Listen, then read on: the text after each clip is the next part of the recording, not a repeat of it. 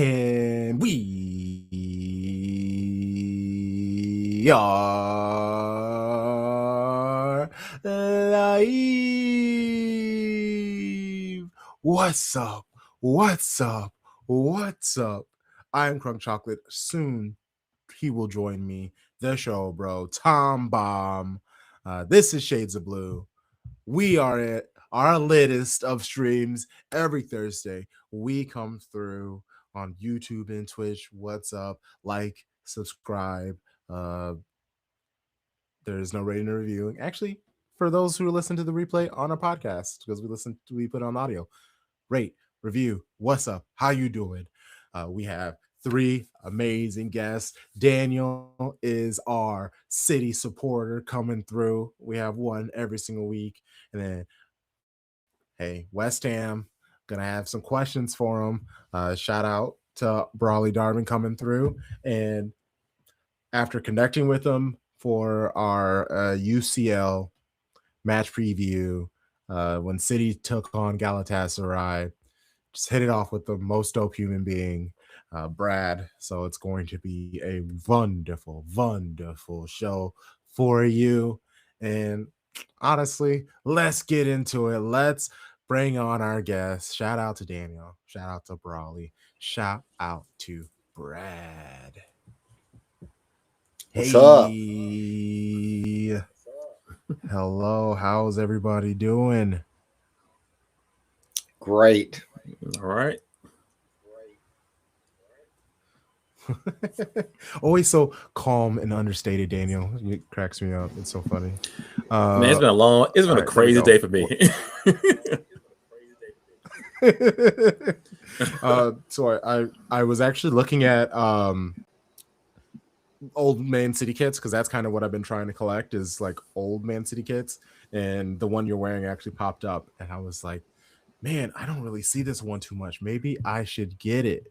So maybe this was the sign that I needed to make the purchase instead of it just sitting in the cart.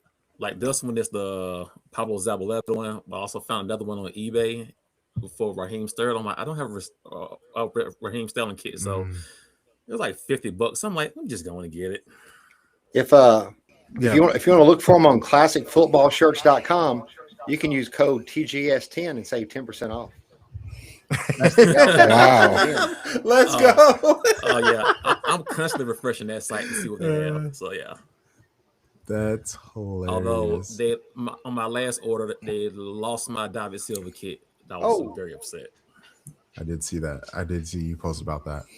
I'm getting a weird echo. I guess I probably should have turned everybody's echo cancellation off before we went live, but that's my fault. What was I saying? I have a Pablo Zabaleta shirt too. It is the 2013-14 away, I believe. Okay, that's West Ham legend Pablo Zabaleta to you, by the way. Man, you young bucks. I've got a Galatasaray jersey from 2004. I bought myself. Okay, I trust me. I want one of those. I didn't get into it that early. I knew of it, but honestly, I had no idea I even watch it back then. It all these friends that I have that they had the family who grew up and they were watching it and satellite and stuff like that. I'm always so jealous because it's I had some good memories with the Packers and and stuff like that, but yeah, no, those old back in my day types of stories. Don't be jealous. Be happy that you've done this yourself. I'm not. Oh, okay. So I come from a little southern town in Tennessee. We thought that anybody that played soccer was a bunch of liberal hippies. Yeah. Right. So fast forward, I traveled to Turkey for the first time with my job. I land in Ankara. The streets are deserted. Deserted. It's the capital on a Sunday. The guy from the company picks me at the airport, doesn't speak to me. He's driving 100 miles an hour through the city. Apologizes as he screeches into the hotel. Turkey's playing in Euro 2000 in the quarterfinals We've never made it this far. We'll see you tomorrow. Didn't even get my bag for me. Just kick me out. So I check into the hotel, go to my room, cut the TV on. I find the game. I see my first Heineken commercial because we didn't have that in America. Look in the mini fridge. There's one there. Popped a Heineken, watched my first ever soccer game. The Netherlands versus Turkey. Wow. It's that's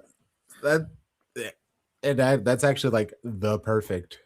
That's a very nice story. I like asking people how did they get introduced to football, and that's pretty solid, especially because the story about Turkey. Hey, that's how you actually learn that ball is life here, and that is always like streets clear for like games here like that, but it's never really to the level of like you said for that Turkey match. Yeah, that's insane. That's hilarious. Well, if you haven't picked up, like I said, Galatasaray, we got West Ham. Let's actually talk, because I don't want to, because soon we're going to be talking about like Champions League and all these other things, and we got West Ham. Champions League, what's that? What is that? Yeah. So Brawley's already kind of marginally pissed me off on this show. Let's hear it. Can't wait to hear it. Before we came on, he goes, "So are you only a Galatasaray fan? Like I've got to have like a team in the EPL or some shit like that." Hey, I respect the hell out of it. That's the reason I started the show. Oh, you're a Galatasaray fan. Who else do you support? No fucking body else. I love that. I don't see West Ham in the final 16 of the Champions League. No, hell no. I'm not saying we're any bigger or better than you are. I just have never met an American Turkish supporter of any Turkish team for that matter. But like I said, I respect the hell out of it. And that's what I'm trying to change. I want to make it okay to be a Galatasaray fan. Well, let me ask you this. How difficult is it to watch your games on a regular basis? I mean, I assume there's streams out there, but how we're on BN Sports, so you can subscribe to BN Sports and watch it in English. But that's good. But I'm gangster, so I've got the Digiturk version of BN Sports, so I have all mine in Turkish. And can you understand them? I can. Oh, that's great. Good for you. Yeah, that's hilarious. Yeah. Okay. So let's talk a little bit about West Ham, because they are now relegation bound. Like what I dub while you're waiting to get relegated, I call it the relegation station. So you're sitting, you got your ticket. Well, hold on just a damn minute here. I think there's a team in North London that are just begging to be sucked right into it. And boy, howdy, did they do that today. I'm just going off of the current standings, where people sit at this moment. Let me cook, because I was gonna give you the opportunity to shoot at other people. Relegation station, you have your ticket. It's not quite punched, but you're sitting in there. You got your seat. You're waiting for the train to come up and take you and the other two teams. I will say, the vibes between City and West Ham are so much better. Always good. Yeah, like very big fan of West Ham. Honestly, Nottingham Forest, they kind of annoyed me, but the vibes are good with them. I do want Tottenham, get them out of here, like absolutely get them out of here. But it's not necessarily because like there's like a hate, like people just like really don't fucks with Tottenham. It's nobody like Spurs. There's no one. Ask every other 19 teams in the Premier League what their feelings toward Tottenham Hotspur are, and they'll give you the same answer of the most annoying, arrogant, entitled fan base there is. Nobody likes them. I mean, they're just it's just wait. How are they an entitled fan base? What have they done? Well, they act like they're bigger than they actually are. That's the thing. I mean, it's only just setting on them now the reality of what's actually happening to them. Exactly. But I question the same thing, Brad, because why are they such it's like they're entitled, like they're like the Super League, and Spurs were involved in what the proposed Super League was, and it's like they think they should be in there with the big six, and it's always been, I mean, they're just a nuisance. They've always just been a nuisance to the Premier League. I don't think They came to Istanbul last year and we beat that ass for them. Oh yeah, I love that. Even better. Yeah. Like they One of my have best they have friend- the giant stadium. They have the. Oh, go for it, Daniel. One of my best friends, she's a Spurs fan. I just always run into so many American Spurs fans. I'm like, why? I'm like, Clint Dempsey was not that popular. This can't be the reason why. I've wondered the same thing. It's them and I went to Liverpool their are the two obnoxious, like American hipster teams to latch onto about 10 years ago. I did that stadium tour. I told my friend, I'm like, it looks cool, but it's so antiseptic. It doesn't really feel like a football stadium. It's more like an entertainment complex. Mm-hmm. Yeah, that's why we always joke that it's Beyonce. Tom Baum calls it the Beyonce Stadium because she goes there all the time. Like, the biggest selling point for the stadium was the NFL dressing rooms. I'm like, this can't be my main selling point. Yeah, you named it correctly. It is an entertainment stadium because they have the space for like when there's races. They have the space for the NFL when they show up, for all of these things, and then also Tottenham play here. And so it makes tons of money. It does all these things. They get big names, like some of the managers that they've had throughout the years have had a reasonable amount of success, but they haven't necessarily won anything. Yeah, they fell into the Europa, but then fired Postecoglou. So like they got rid of the one guy who brought them a real trophy basically ever. So it's just in the way that they talk about the club and the historic, even though they are constantly like Spursy, like there's a term. Well, some of the most successful managers ever have been there in the past 10 years, and look, every single one of them have failed. Every single one of them, and they've wanted them out, and they've hounded them out of the club, and it's it's just a never-ending revolving door of toxicity there. And and I'm not we're a club that's severely underperforming this year. I mean, we're in no position really in the grand scheme of things to laugh too much, but it's again, it comes back to their set of fans and how they think they should be attracting like the best managers in the world, and they have they should be attracting the best players in the world and blah blah blah.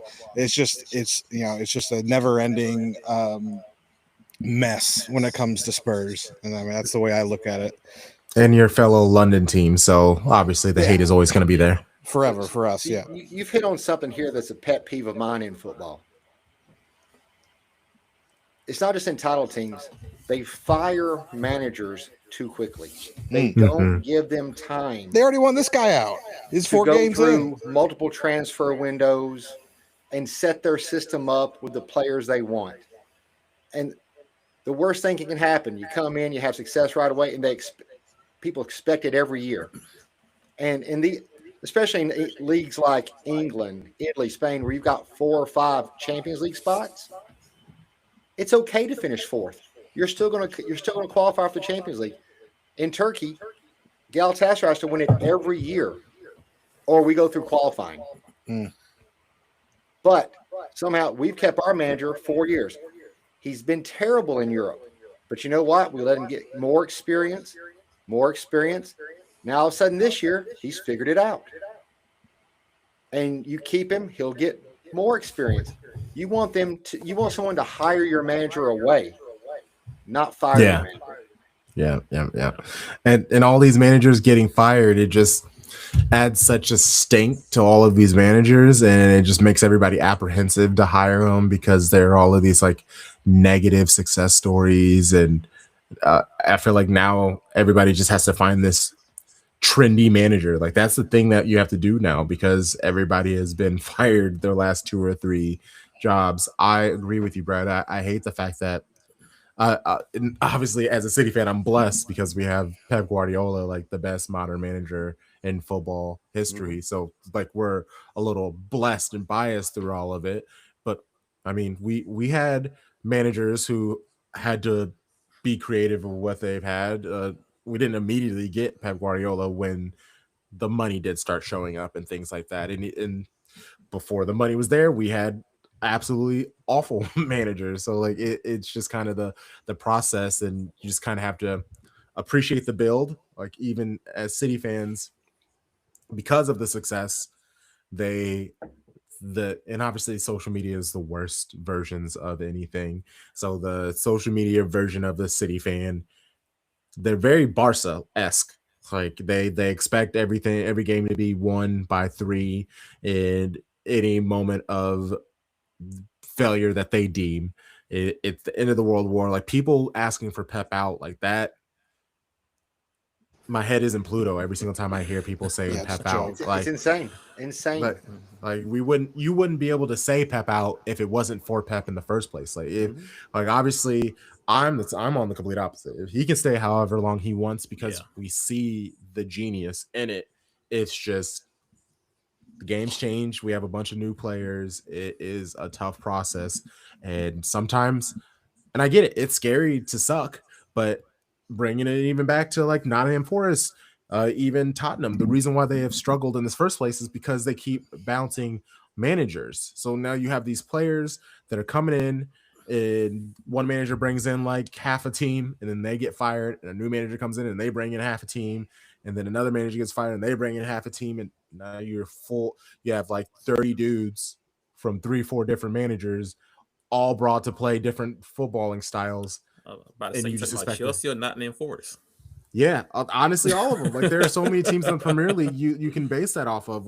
It's like, what is a realistic expectation when there has been no consistency for any of these players? You're ruining their best times of their careers because they haven't had any consistent management. It's all just so awful.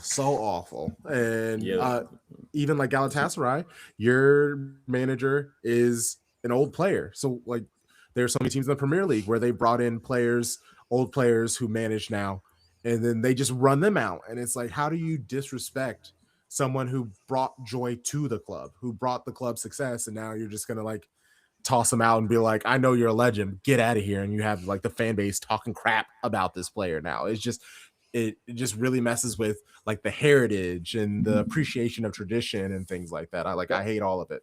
But the success that Pep has had is the reason all the other teams are firing their managers. Fenerbahce, our big rival, we've had Okan 4 years. They've had 3 coaches in 4 years because they keep finishing second. So they think they have to blow it up every year to fix it. And they're not happy. Wow. Going to Europe in a qualifying range, they want to win the title, right? There's kids driving cars in Turkey right now that have never seen them win a title because they just keep on this treadmill of, we've got to catch Galatasaray, and they keep doing the same crazy things over, spending money on players that don't fit their system. They buy names. It's crazy. We'll float out we want somebody that we don't want. They'll go out and outbid us for a player we didn't want and buy them before we can get them, and we didn't want them. And then they open camp. They've got 5 right backs and one like person in the middle of the field. Like Chelsea again. Like Man City wants some. Oh no, we got to bid for him. Get him. Yeah, Brawley recently was doing. I don't remember what he was doing, but he was like talking about that, and we're in such a weird world where people just willingly admit things that I believe they should just take to the grave and like never tell anybody. And he was like, yeah, I was a sporting director when I came to Chelsea. I obviously have no idea about football, but I heard Man City was interested in this guy Cucurella. So I was like, let's bring him to Chelsea. It's like, oh my God, what are you doing? Oh, I love it. I absolutely love it. Tarek, what's up, my brother? Good to see you. Good to see you. Oh, I can't hear you. We can't hear Tarek. Yeah, I can't hear you, my boy.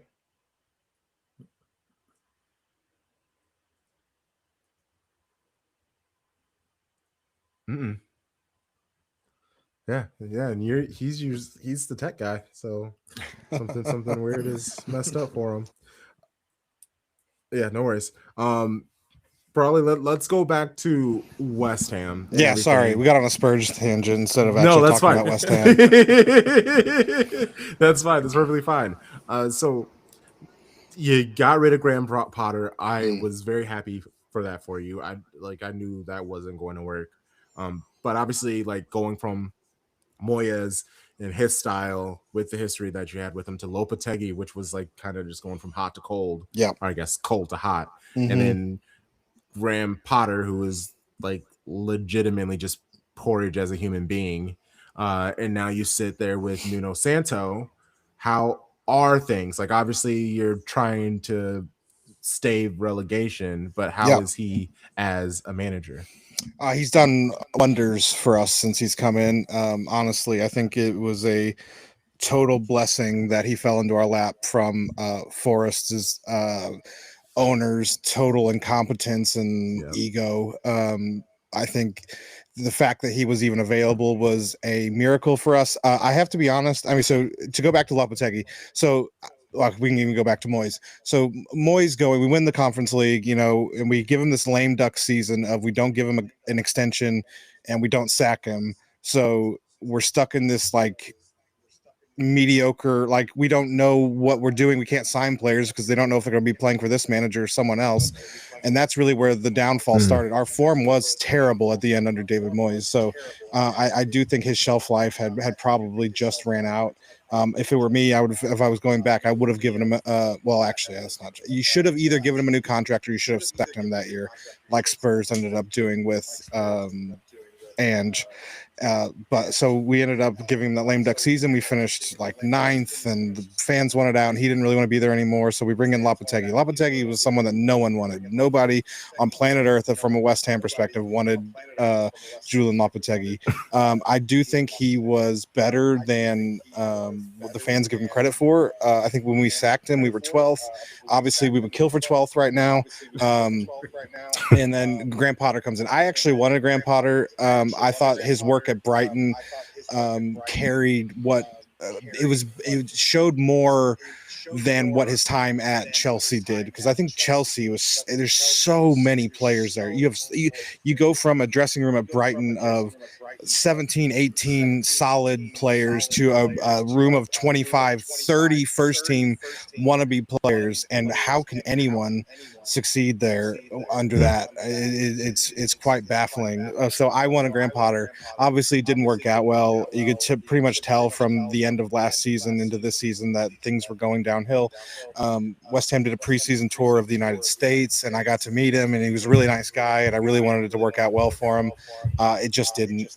And then Nuno becoming available is just it's like dropping an angel from heaven down to us, like, here, have this. And not only that, we're going to try to beat the team that just sacked him to stay in the Premier League. So to answer your question, I'm sorry to go around a really long tangent answer here, but he's doing a really good job. I think he's really steered the ship, steadied it, and got us aimed in the right direction.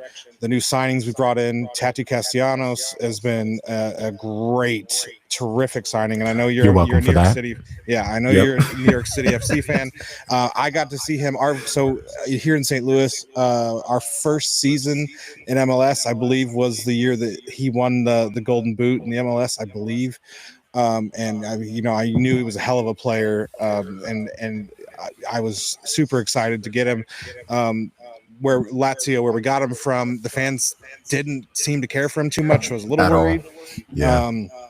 I don't know if the system just didn't suit him, but we've really, he's just a work engine. He runs his nuts off. He's a really solid, he's exactly what you want in a relegation battle. You look at Spurs, and if you put 11 Tati Castellanos on Spurs, I really think they'd be much better off. I think they were a team of just one individuals, and they're really not a cohesive team. And that's what Nuno has turned us into, a team that's hard to beat now. We were conceding goals left, right, and center. Okay, we conceded 5 to Liverpool. I think that was a fluke. If they had 3 deflected goals in that game, and I don't know how many of you are XG believers, but if you look at the XG in the game, we lost 5-2 to Liverpool. We actually outperformed them.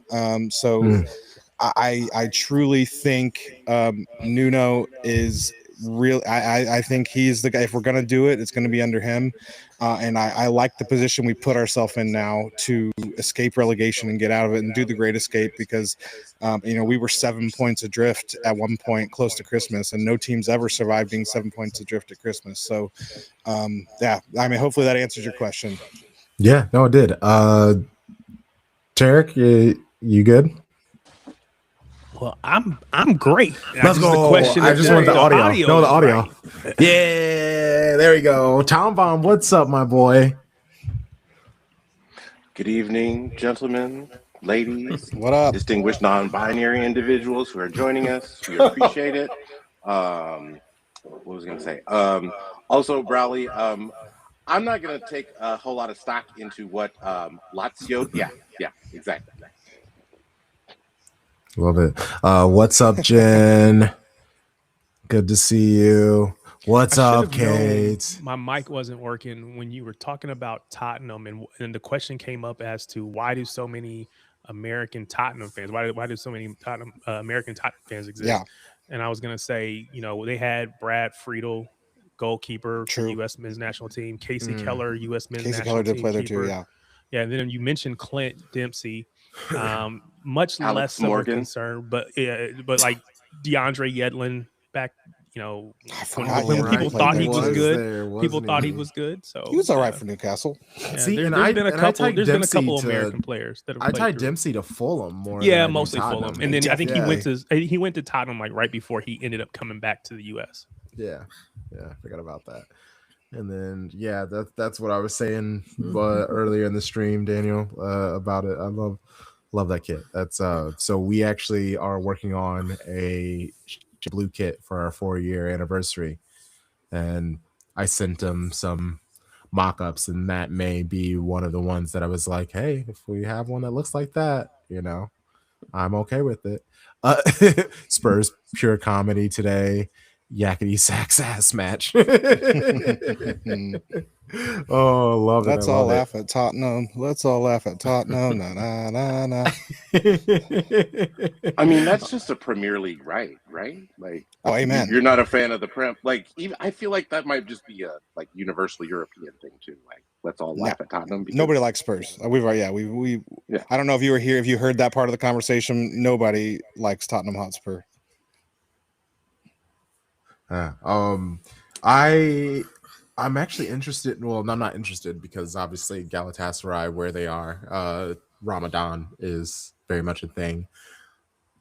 I talked about it yesterday during our recording. City's first match, we have a couple of players who are doing Ramadan, and the match against Leeds, the fast broke, and the Leeds supporters booed. I also mentioned how United fans did it last year. It is this point where naturally I want to give some people, give them the possibility of grace, where it's like maybe they just see that the game is being paused for some reason. They don't know what's going on, but also the screen says, hey, we're taking a pause for Ramadan. Now they continue to boo, and also Leeds supporters notorious for being the worst individuals. So it is very interesting to see. Many countries we are seeing become less and less trusting and supportive of Black and brown people. So that also can lead to people losing their minds about the Ramadan break. But I'm sure that's like even in Ligue 1, they basically said that they aren't going to do Ramadan break fast during the games. Like, people have to feint injuries in order for their teammates to go and break the fast. We don't do it in Turkey. Oh, that's why I was confused by these Ramadan breaks. It seemed bizarre to me. We've never done it.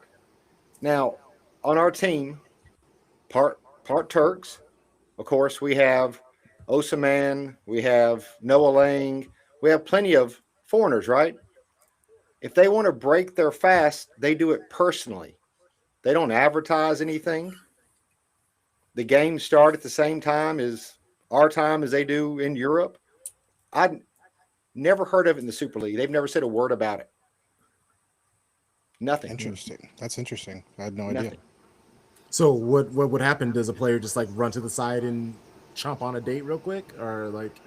So when there's injury and the game stops, you'll see him go over, drink, eat something, come back out.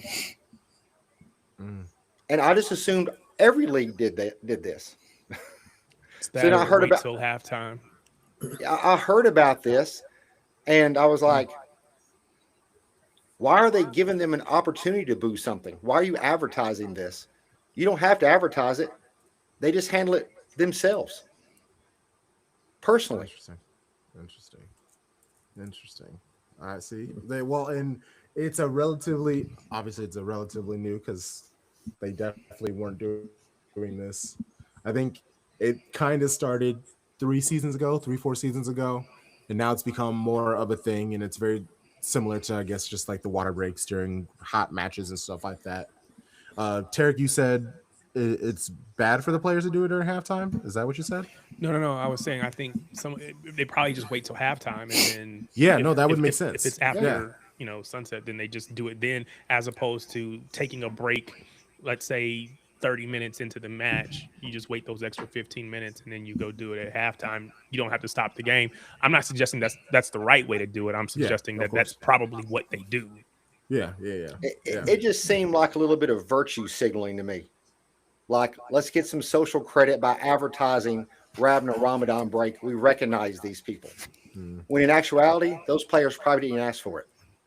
I mean, I think if they didn't, they would just play through it and they would figure it out. But I wonder also, because this is a statement made out of no real knowledge, because I don't watch the Turkish leagues, right? But my assumption would be that on any given team, there's probably a high percentage of people that are Muslim and potentially Ramadan. They're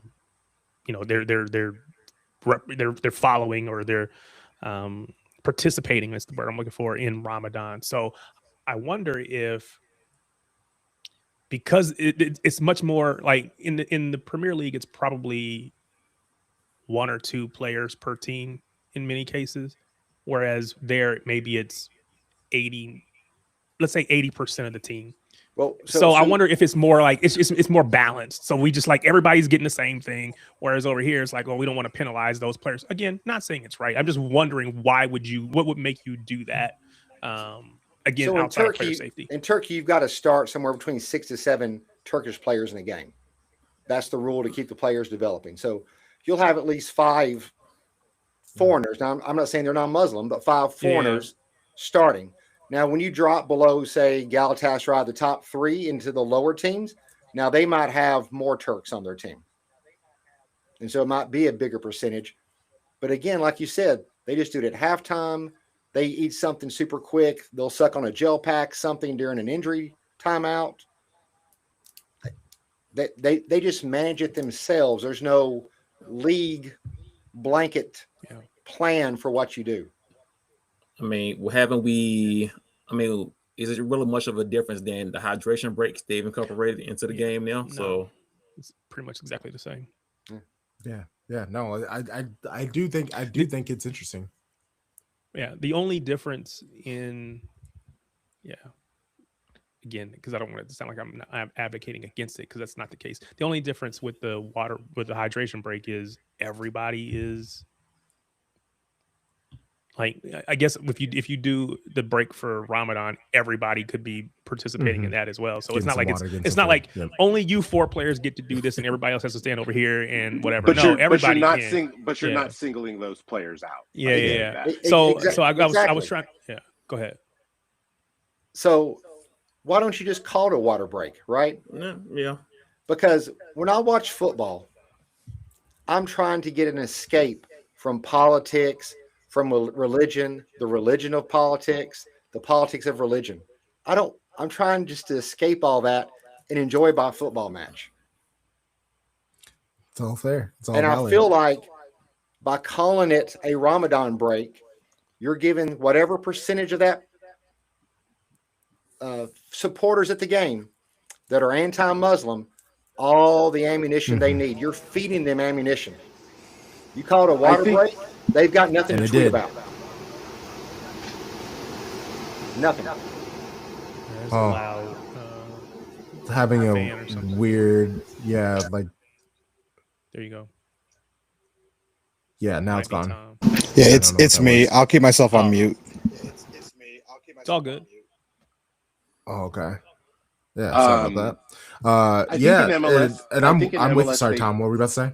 They do they call it a hydration break, but like they'll because I think for like Sporting Kansas City's 3 Sporting Kansas City players 2 seasons ago were Muslim, and they had the officials had informed both coaching staffs like, hey, we will be taking a hydration break, and the match was in like March or February almost, and like we will be taking a hydration break at this time, and I was like, well, it doesn't like fit the parameters of like what, because trust me, if anybody knows what a wet bulb thermometer looks like, it's me.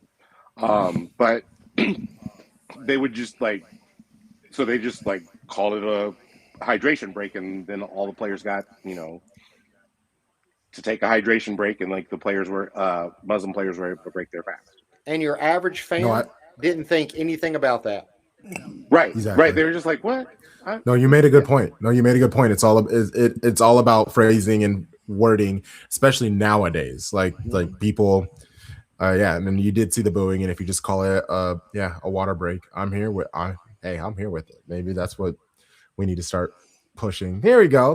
See, this is what we like about this. This is fantastic. But fuck those people that booed, by the way. Just throwing that out 1,000%. 1,000% That's exactly it's a loud minority for sure. I mean, I'm sure it wasn't more than a few hundred people doing it, but I mean, that's what gets the headlines always. All the negative always is going to grab the headline. Mm-hmm. See, I disagree. I don't say fuck them. Those people, they're scared. They're scared of something. Now they don't know why, but they just haven't been exposed to the right type of thing yet. They don't have the right people in their lives. They're probably not terrible people. They just probably hang out with terrible people. Yeah, you're nicer than I am. Yeah. But so with that, we will keep it moving. Good talk though. Interesting. That's not something I would have ever discussed before. Yeah, no, for sure. I'm interested. Is anybody going to experience the World Cup here? Like, obviously, like there's chaos going with it, but like the ticket pricing has been define exciting. Experience, because I feel like if you live in one of those cities where that's hosting, matches, Kansas City, you'll experience it without even having to go to the stadium. Like it'll be there.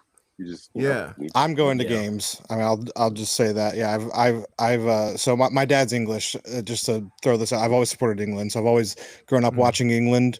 And we watched the United States too, but I mean, he was never really interested in U.S. Like we'd watch it if it was on, but so I grew up with my dad attached to his hip and always watching England. So I was fortunate enough to have a connection to where I could get some caps with England, getting in their loyalty system and getting up the ranks. And so I was fortunate enough to plan ahead to be able to get tickets with the England supporters. The very small amount, we could go into it whichever way we want to, but I mean, FIFA from the top down have just royally bent every single person over that's even thinking about coming to our country for this World Cup. And I mean, they've only allocated less than 10% of each stadium to the fans of that country. So I mean, there was only 4,000 tickets max. I mean, 4,000 to 4,500 available for England for me to get in the application to buy England tickets with the England supporters. Fortunate, I had enough caps to where I was able to purchase those tickets in the category 3 tickets, which is the cheapest ticket in the stadium besides the new gimmicky $60 tickets that they came out with. Nosebleeds, nosebleeds. You don't even have that. The one ticket that's hidden behind the post. Correct. It was the 10% of the 10%. Yeah. So how much, and this is just, again, I don't want to know exact amounts, but like, what is the difference between what you were able to get your ticket for as a part of the allocation from England versus what if we were to just go on to Ticketmaster right now today and try to buy that same ticket? Like, what's the difference in price there? I paid $225 for, I'm going down to Dallas for, I was either 260 or 225. I'm going to Dallas for the England-Croatia game, so the first group stage game, and then I'll be in New York City for the Panama game, the England-Panama game. So I paid, category 3, which is like $225 for one game and $265 for another one. So objectively, that's not that bad, right? Because we're used to paying outrageous ticket prices over here compared to previous World Cups. $265 will get you down near the front row for a final, and that's what's so ludicrous about this thing. But if you go on Ticketmaster right now, my $265 ticket is probably going for $2,000. I mean, maybe not that high. Maybe $1,000 to $1,500. No, $2,000 probably. Yeah, no, there'll be people selling it. We have 8 games scheduled here in Atlanta. I know the biggest game is probably Spain, Saudi Arabia, probably, and so we get to the semifinals. Well, I was looking at some of the price. I'm like, I can't do this. I thought about going to the men's. We have 2 friendlies for the men. They're playing Portugal and Belgium. So I'm like, let me go support our city guys, and it's still like $150 for the upper decks. It's like just a lot. So if Turkey qualifies, we have our qualifiers in March. I'll apply for a press pass to go cover them out in California. That'd be sick. Yeah, that's the smartest way. What's that? Which group would Turkey fall into? Oh, the easiest group there is, the United States group. Oh, yeah, that's right. Yeah. God, we all saw that coming, too. I was like, man, as soon as I saw that peace award handed out, I was like, man, the U.S. are getting this shit rigged. Man, I'm just hoping FIFA, it's nice to us since we're feeding the first responders and just give us some tickets. And that's how I get it. So yeah, it'll be interesting to see what they do, because like with the Club World Cup, they overcharged, and then the day of those matches, you were able to get some of the matches. They were just giving the tickets away. I don't think that's the dynamic pricing. Yeah, I don't think the Club World Cup is just so different. You might see the few like really, really lower level team games. You might see that happen, but if there's an England or a Spain or an Argentina or or United States, Mexico. I mean, if you get any of those teams, the South American team. Exactly. So, I mean, they're all going to travel really well, and the problem is we're all so loyal, and I'm never going to get to experience a World Cup in my home country with my dad ever again. I mean, my dad's 65. I'm 32. I doubt we'll ever get to see an England or a World Cup in our own country again. So we're naturally just going to give up and pay the prices that we are forced to pay, and because we're loyal and we're punished for being loyal. So it's really sad what FIFA have done. It sucks. I mean, like I said, if you go to the Qatar World Cup, tickets were literally, I mean, on average, the average price of, and this is just the face value price of these games, is on average 300% higher than every single game at the Qatar World Cup, including the final. I mean, it's just madness. It's just greed for greed's sake, because we're such a dense country with people from every country on planet Earth here, and they're all gonna flock to the country to come experience it. So yeah, it's really sad what FIFA have done. And again, like, I wish I had a backbone and could stand up and say, no, I'm not doing this, but again, it's an amazing opportunity. That's why they're doing it. Exactly. No, 100%. I'm not. I mean, I hold no moral high ground, because I'm giving into, and I'm doing it. And so yeah, you could say I'm perhaps virtue signaling this by sitting on my soapbox and say we shouldn't be paying these prices, and then I'm actually going. It is what it is. It's the game. I mean, you got to do what you got to do. Yeah, so I do wonder if what the difference is like in ticket prices, like for matches that are like scheduled in the United States versus matches that are scheduled in Canada and Mexico. Yeah, because like the England-Croatia match in Arlington, category 3 ticket, if I just get one ticket, it's $1,027. Yo.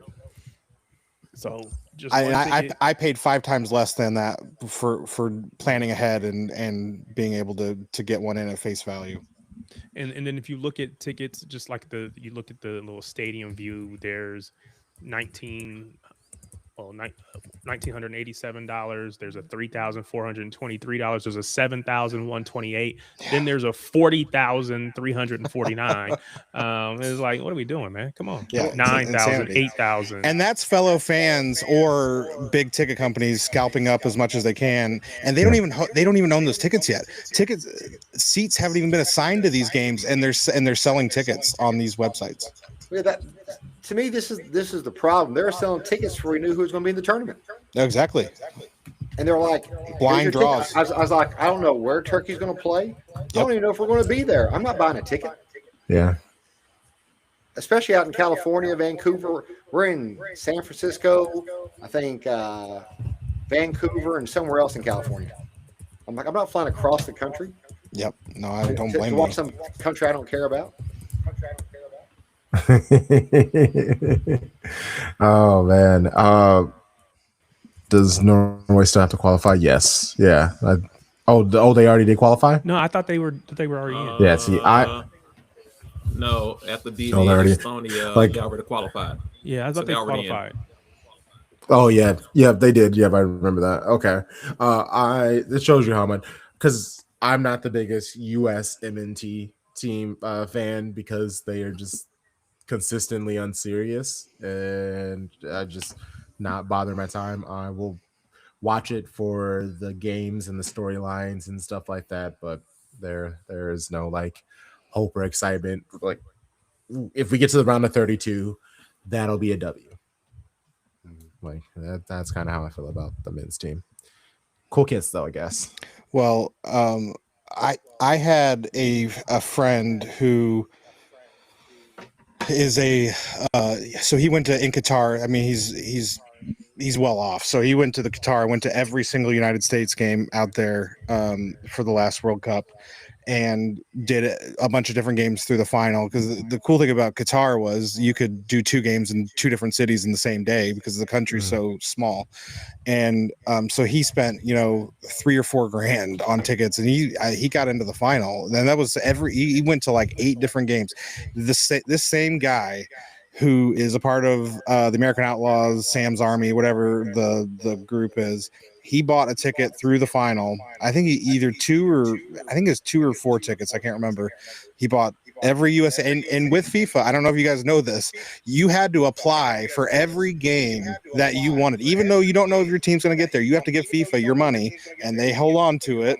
And you have to, if you want to get a ticket through the final, you have to pay for every single game that you apply for through the final, and then they will refund you only when your team does not get there, and minus a handling fees. It's the worst bank of all time, the FIFA. But this guy, my friend, has bought either 2 or 4 USA tickets for every game, all the way from the group stages through the final.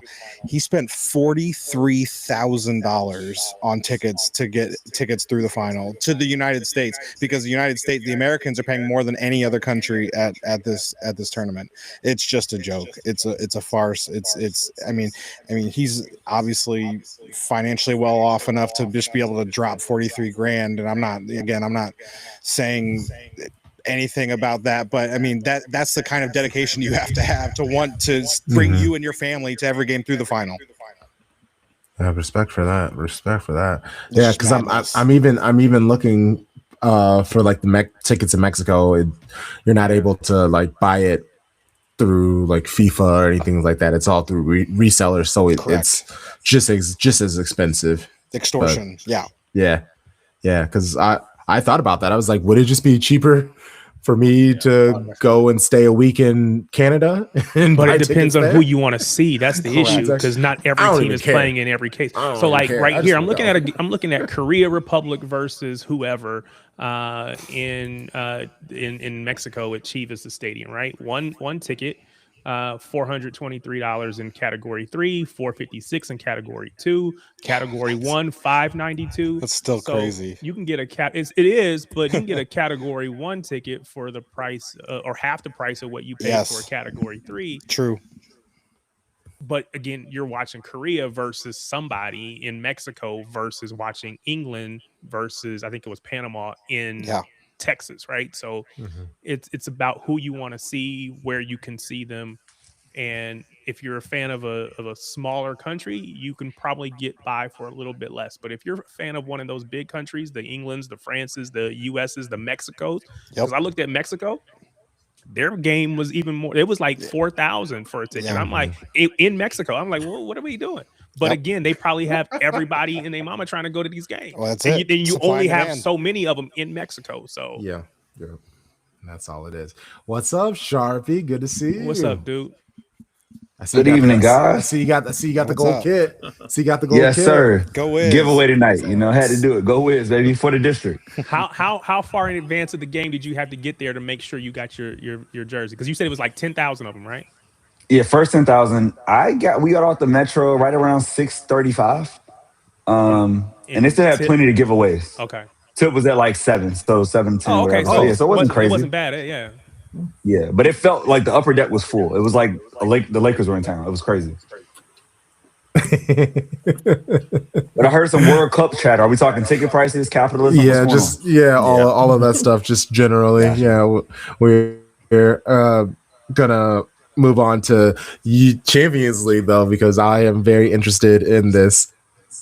Galatasaray, they take on Liverpool. Come on, Galatasaray. Historically, I guess maybe recently, right? Honestly, and that's how we all feel. Like, and Liverpool aren't the Liverpool that they have been under Klopp. Like, they are easily able to get got. And so, like, Brad, how are you feeling about your club's chances? Because you have some ballers on that squad, but I remember you telling me about how, like, your subs aren't so great. So, like, if you don't get things cooking and early on in the match, it could get difficult. Well, we talked before the winter transfer window. Now we have subs. Okay, let's go. So I love our chances. I love them. Liverpool is so inconsistent. Yeah. What they've given up 9 goals, like they've lost 9 games, a record. Giving up goals late, right? It shows a lack of concentration. That goes back to Arne Slot, right? So at this point, Galatasaray is playing with house money. Everybody said with this team we assembled, we had to get out of the group. We did. Then we got past Juventus. So we've already gotten as far as we ever have. Everybody's happy. Liverpool, they're not going to win the league. They're all in on this Champions League. They already came to Istanbul and lost once. They're going to come in again. Say that. Let's go. They were doing all this noise, walking around. And so I watched the tickets, right? Because my wife said I could go. But I just went for 3 weeks in January. I'm going for 4 more weeks in April. I said, I'll sit this one out. Today was the priority pre-sale. If you pay extra for the app, which I do, there's no tickets left. They're gone. So this thing is sold out. I bet it's going to be insane. And so not only is it sold out, but we're pissed. The UEFA police came after the Devil Turks again, just like Man City. If your last name was Yilmaz, you didn't get into that game when we played. They were deleting Turkish players' accounts. If you're a season ticket holder and your last name's Yilmaz, you're not going to the game. That happened. Now, guess what? Something we never saw. We saw nothing happen against Juventus, but apparently we threw a flare that was not recorded on TV. And we did various other things, which they won't tell us what we did. Fined us $40,000 and then banned us from traveling to Liverpool. We cannot go to Liverpool. So that shows you, UEFA, we're going to protect that brand. They know they're going to lose in Istanbul. They don't want them going back to Liverpool with 5,000-6,000 of us whistling at them. They don't want it. Wait. So no traveling fans at all? No, banned us today. So that Juventus game happened last Wednesday, right? It took them a week to figure out this is going to happen. Wow, that's insane. Yeah. Oh wow, that's unfortunate. So yeah, I hope y'all run it up against them now. Oh, dude, there's a huge. I'm about to go off. There's a huge Muslim bias in UEFA. Huge. Go back to the Euro last year. Remember how good Turkey was doing? Remember Merritt Demirel? We win. He does this during the national anthem. I remember that. This is the Wolf. It's the MHP party in Turkey. That's a political party. They're the third largest party in Turkey. Somehow UEFA went back 60 years and found some terrorist did this and banned our best defender the next game when we lost. Wow. Remember the Netherlands game? We lost by a goal? Mm-hmm. That's right. Yeah. And Demirel couldn't play because he did this. Go to any Turkish game. When we do the national anthem, anybody under about 25, 10% of them will be doing this because that's their political party. Damn.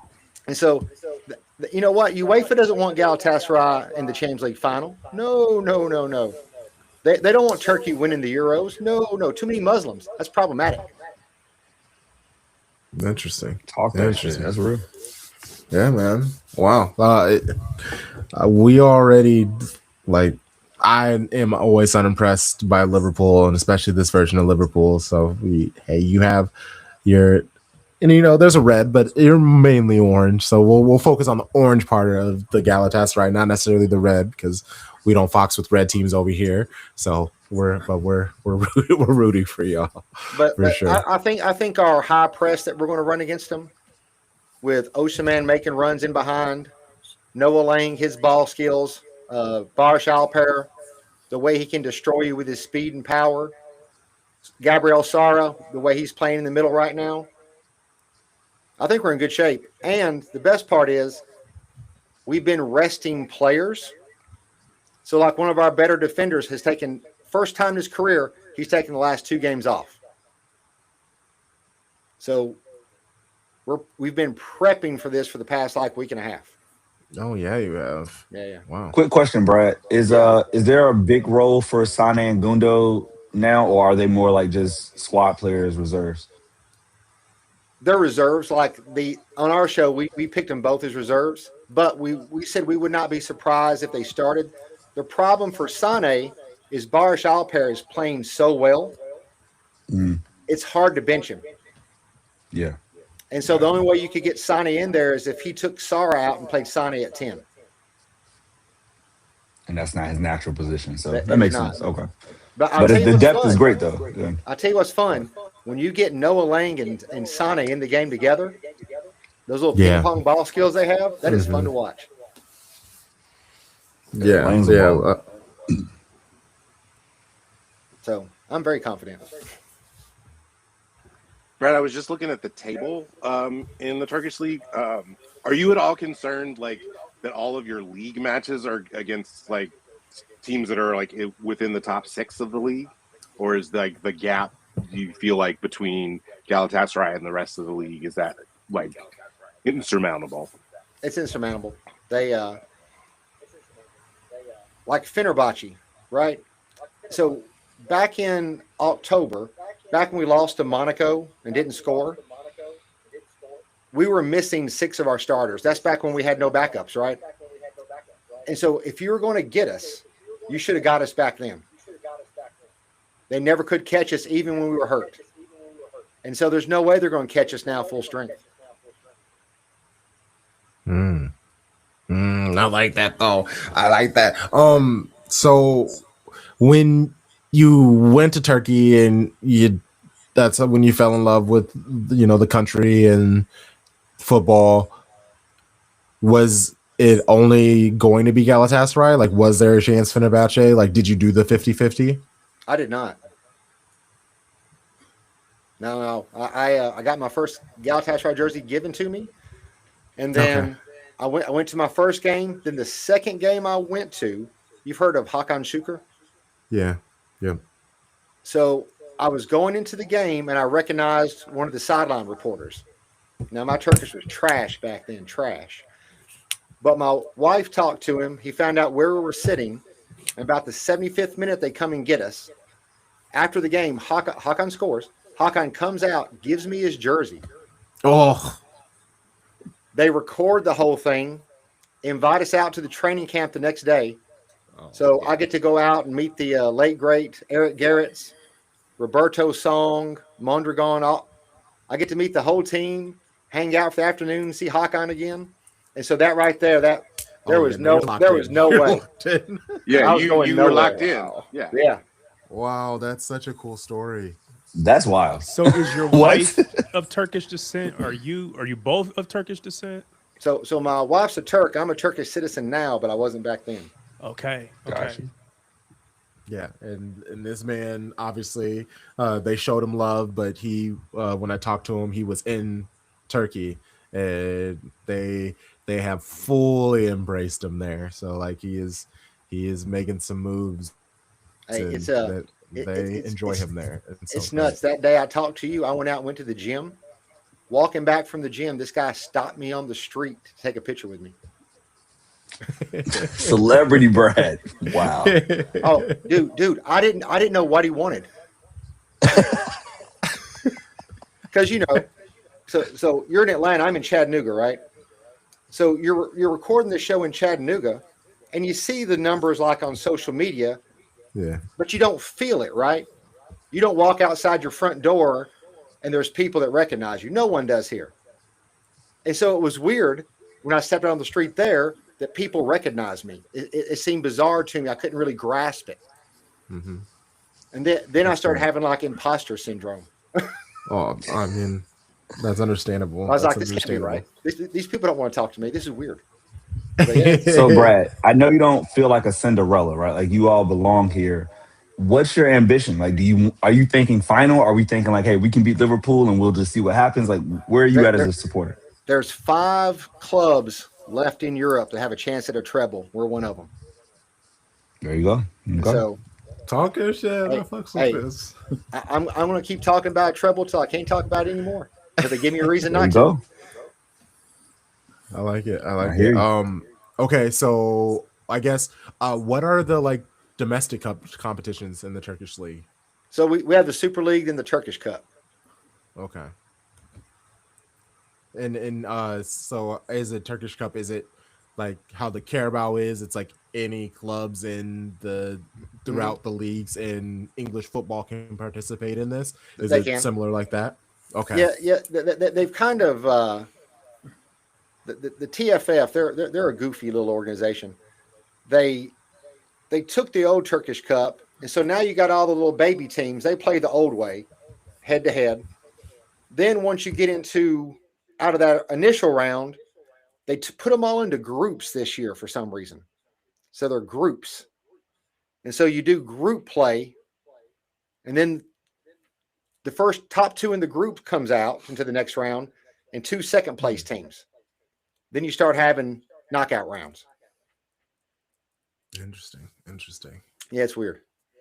It's not interesting. Wow, I like that. Well, I think like interesting is my general word for it. It's not dissimilar from how like the WPLL does the Subway Cup, at least for now.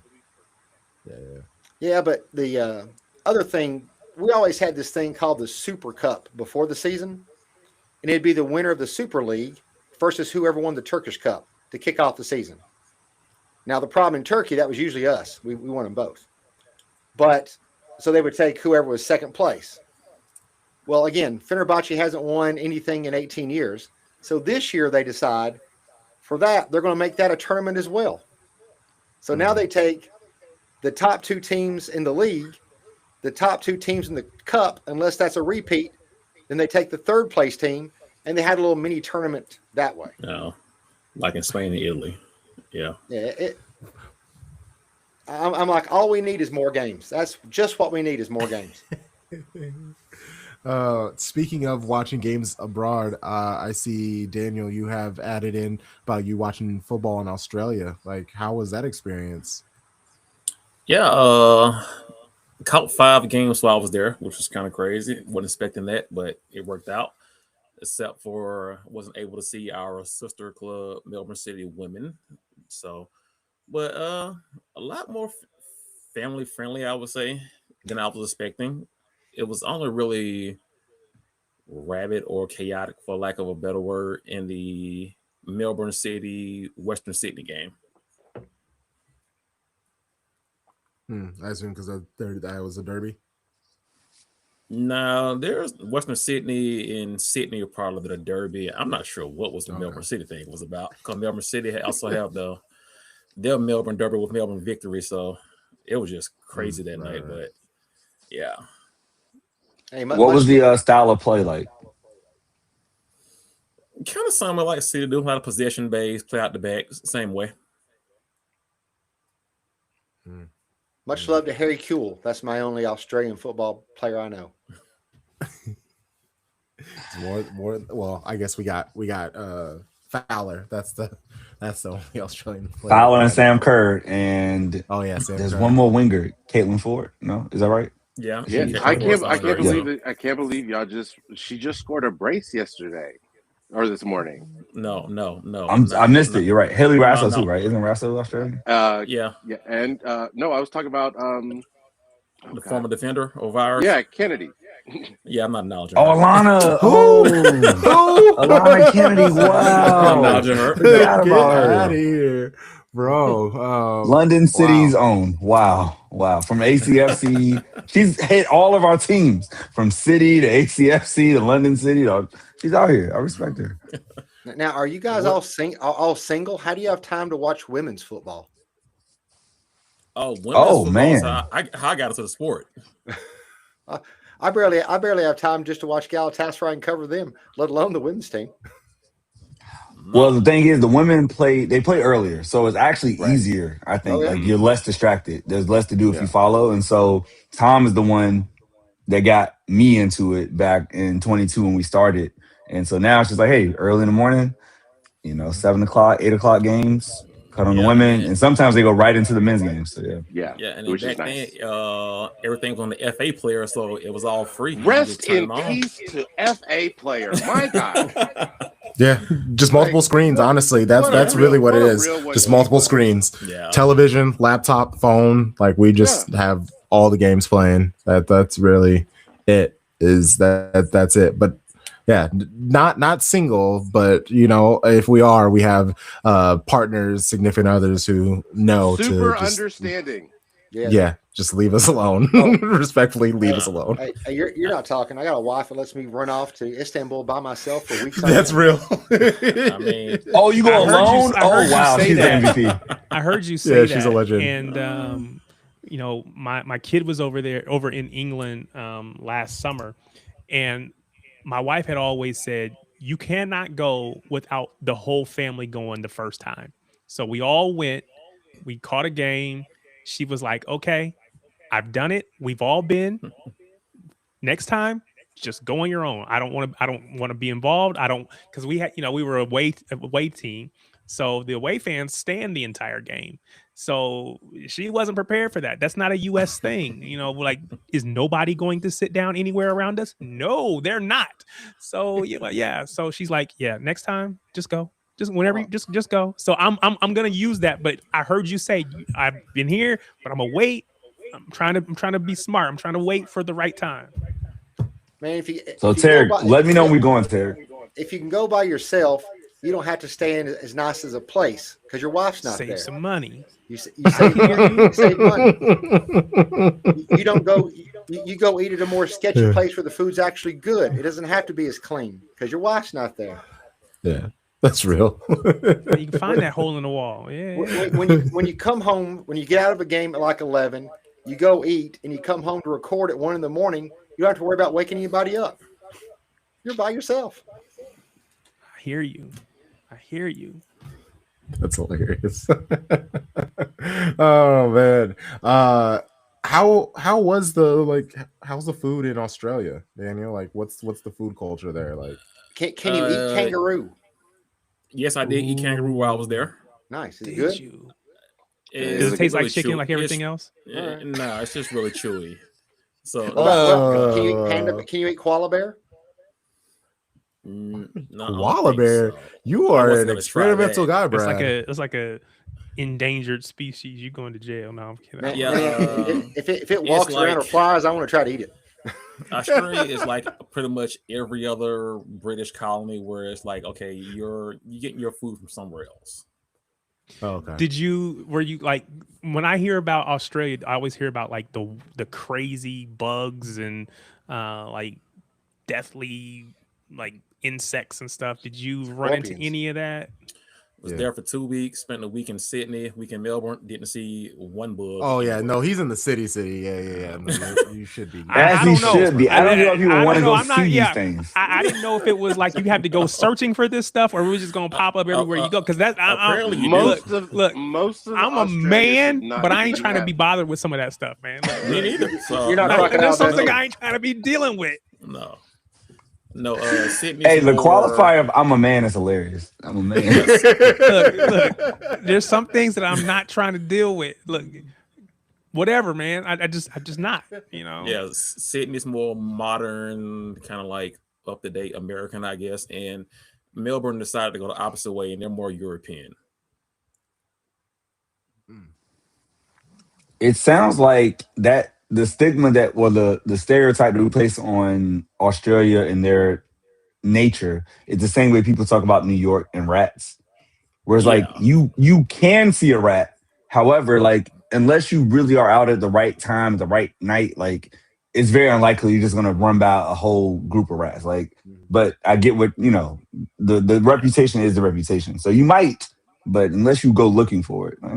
No, I mean, both places were really clean. One thing I was shocked by, Sydney is really packed. I didn't expect to see as many people as I did. All right. Did you get to see the Opera House? Yeah, walked to the Opera House.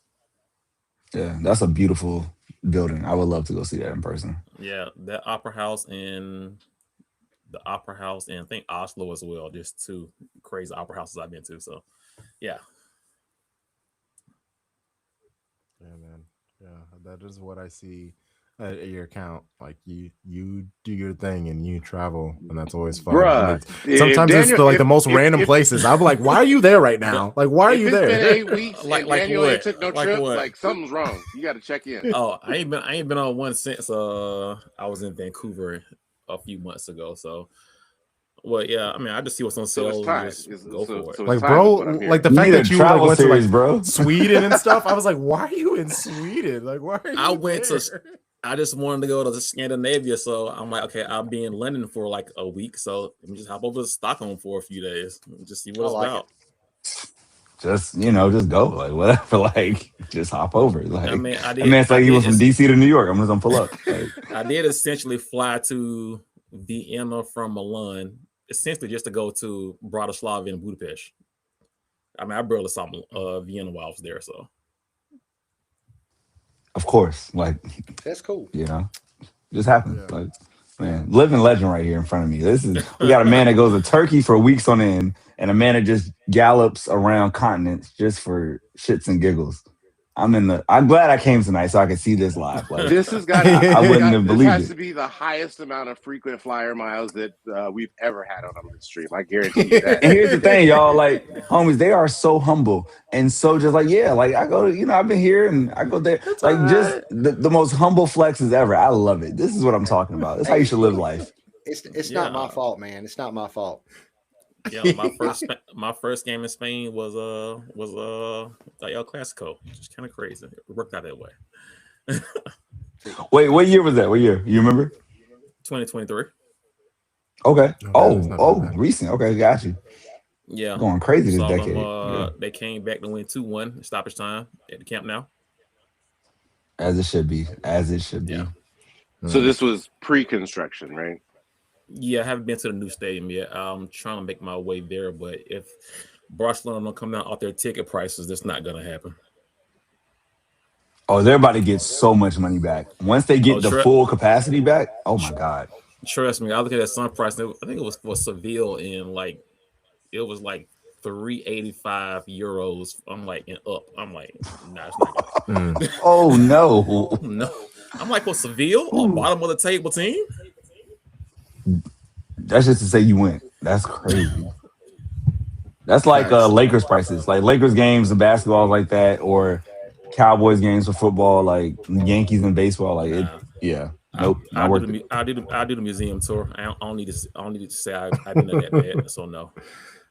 How are Galatasaray prices, ticket prices in the Turkish league? Like how much do those games cost, Brad? Well, since I'm not a season ticket holder, they cost me more because That's all fair. the cheap tickets, the ends are all taken up by season tickets. And so you'll pick from the sides. Mm. And so it was cost me more, but now, because they'd always have, you could buy tickets early if you had the right cell phone provider. It was never my cell phone provider in Turkey. You can buy tickets early if you bank at the right bank. I don't live there. I don't have a bank there. So I never could do it. Finally, they come up with this app. I go, hey, if you pay extra for our app for the exclusive YouTube stuff, you can buy tickets early. I'm like, yes, I will do that. And so no joke, this trip was the first time that I've been in effect. I opened up the ticket buying system when the tickets went on sale. I was paralyzed by the choices. Usually I'm like, these 4 seats I can buy for like $400. I looked, I had like availability like in the 5th threshold down, right? I'm like, I can sit in that corner. And I was like froze. I didn't know what to do. So yes, now that I can buy tickets like that, it's much better. Yeah. So is it like 80 a seat, 60 a seat? What are we talking? It's probably about 100. That ticket's probably about $120. It'd be that close. That's not bad. Not bad at all. No, that's very good. The most I've ever paid was $500 US. And that was, and the only reason I did that was Besiktas. I'd been to all the derbies, Fenerbahce and Trabzon. I'd never been to Besiktas. And I tried to buy the tickets and they were going. That was the last one. I'm like, my wife will understand. So I bought it, and here's how good the ticket was. Like the guy that runs our transfers was 4 rows in front of me. That's how good this ticket was. Oh wow. But, that's a good investment. You can't beat that. Yeah, well, in 52,000, that's an experience. That's a lot of people. And so now I've seen all the derbies, so I'm happy. I can die happy that I've seen all those. Yeah, you've done the full experience. Yeah, and I mean, and again, just as an American supporting a non-American club, and for you to, I mean, you're doing exactly what makes people appreciate you. Is you're going in and you're embracing all of it, the culture, you're respecting, you're having the fun. So that, like, but again, for them to embrace you the way that they're doing is Thank you. really, really cool to see. For sure. It's been a humbling and very gratifying experience what's happened so far. You know, you start a channel like this, you don't know if they're going to make fun of you. No, it's real. You just don't. I just didn't know. And the way they make fun of us, but it's all good. Yeah, that's just the English. Yeah, but they'll make fun of me the way I say somebody's name. Yeah, like in a good way. They'll spell it out phonetically for me. Honestly, that's I would need that though. Like, you know, we're having like Jack Grealish, like, oh, that's not too difficult. Like some of the names that have played for Galatasaray. Oh, the worst one, the worst name we have. So the worst job, the hardest job with the show is after you record it, getting the subtitles, because it's all English, right? But you're saying all these Turkish names. Like, you know what Osaman sound comes out as? Ocean Man. Oh yeah, it does it for Ocean Man is Osaman. Like, try Abdul Karim. Guess how that comes out? Right. So yeah, that's the job, is going through and fixing all the subtitles, because on my channel, like, subtitles or anywhere on any episode, somewhere between 25 to 50% of viewers use subtitles.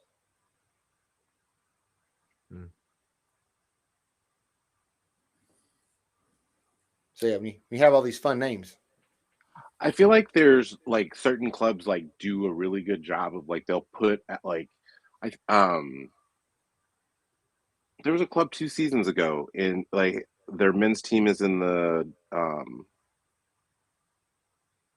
championship, but like and their women's team was in the Super League, but like they had like a video of every single player on the roster, like literally just pronouncing their name. Yeah. And they just compiled it like and so then that way like whoever the media team was like that needed to like talk about these players, like they had like this is how this player says their name. Mm-hmm. What's crazy to me is I used to work like in university athletics. We would give the announcers the roster with the phonetic spelling of the name. I'll watch us in the Champions League.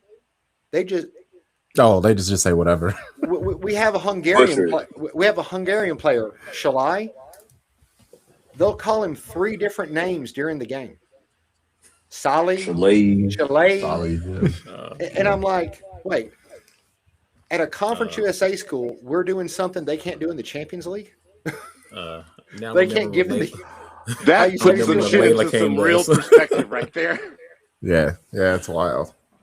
It's wild for sure. But this was great. I appreciate y'all. This was a good time. This was a nice show. So Daniel, start with you. Let people know where they can find you and the things that you do. I'm on Blue South most of the time. All eyes on me. Just talking soccer and then Hail Mary. Tweeting about random trips I want to go on. Trying to book some stuff going forward, but I have no idea where I want to go. Need to go back to England at some point. I haven't been there in a few years, so I guess when they have the museum built for City, I need to go and go see that. So, Brad, let people know where they can find you and the things that you do. You can find us on YouTube, Twitter, Instagram, TikTok at the Galatasaray Show. Love it. We will be back next week. I think I still need to confirm a third guest. I have all of the other shows booked, but for some reason the 12th was a difficult week for people, I guess. So we got the homie Boz coming through.